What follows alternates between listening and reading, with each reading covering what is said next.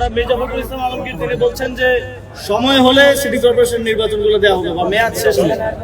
আমার জানা বলতে আমি নিজে ওই মন্ত্রণালয়ের দায়িত্বে ছিলাম, এই 12টা সিটি কর্পোরেশন প্রত্যেকটা নির্বাচন দেওয়ার জন্য উপযুক্ত। কোনোটাতে পূর্ববর্তী সিটি কর্পোরেশনের বর্তমানে মেয়াদ নাই, মেয়াদ শেষ হয়ে গেছে।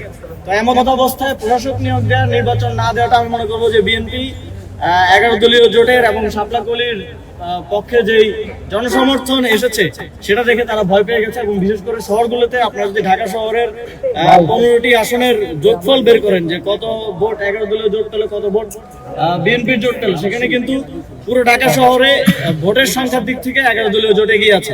সুতরাং তারা এই পরিসংখ্যানগুলো দেখে ভয়ে তারা তাদের যে গণতন্ত্রের কথা তারা সবসময় বলে সেটা না করে তারা এখন দলীয় প্রশাসক বসিয়ে দিচ্ছে।